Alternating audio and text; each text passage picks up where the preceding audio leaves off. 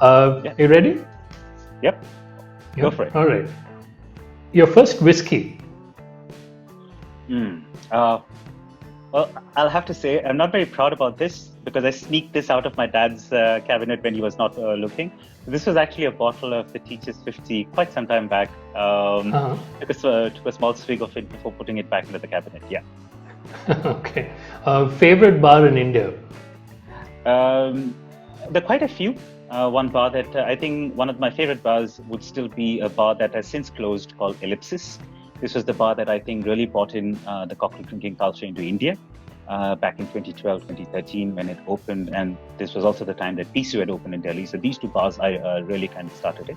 Today, closer, I think I have a selection of bars that I'd refer to. In Delhi, I would probably head to a Sidecar or to Fig and Maple in Delhi, or to get together at 12th and Gurgaon. If I'm in Bombay, I'd perhaps be at Bombay Canteen or Thirsty City.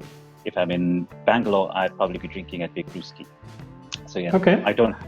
there isn't one single bar. But So guys, I hope you noted all that down and go visit these places.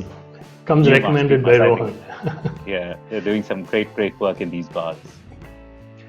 Favorite food? Ooh, quite a lot actually.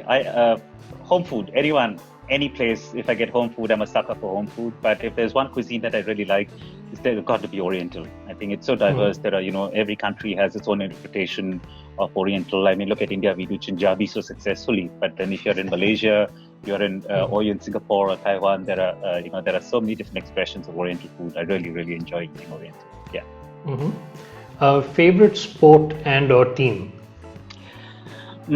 Growing up, cricket would have been my answer, but I lost touch with the game. Today, I enjoy watching badminton, playing it in parts, and I really enjoy cycling and a bit of road running. Because both in cycling and in badminton, you could be an individual player at the same time. You could be working as a part of a team. Cats or dogs? Dogs. Without a doubt, I love dogs. Always have them around, and I absolutely love dogs. Cars or bikes? Bikes, and definitely the ones with pedals on them. Beaches or mountains? Mountains, any day. I love the beaches, but mountains is where the heart is. I can take off to the mountains anytime. Coffee or tea?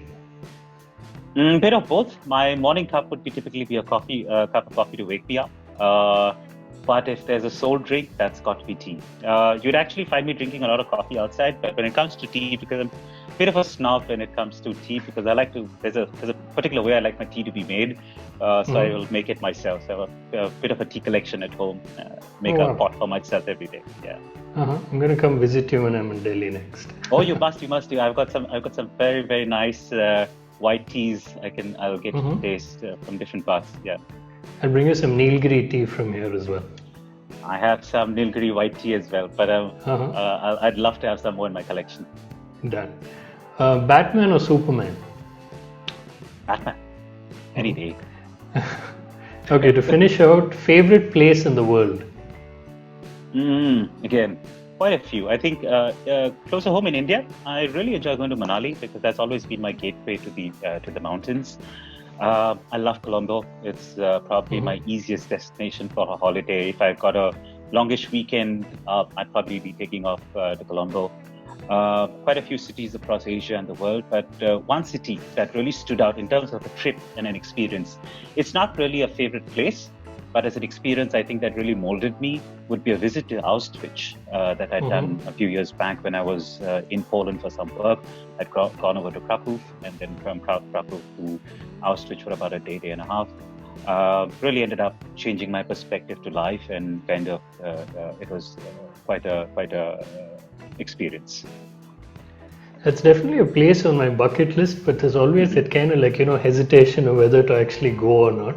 But yeah, we'll definitely go one day. No, I absolutely recommend that you should, because it's such a big slice of history, right? Of what happened in Auschwitz, and it'll give you the perspective of how the world is today, and it's a place that will completely overwhelm you, right? And it'll also give you a newfound respect to life. I mean, when I came back, I think I came back much more humbler, right? And today you and I might complain about 10 different things, but to think about what really happened back then, and it really humbles you. I can imagine, really puts it into perspective. Absolutely, it does.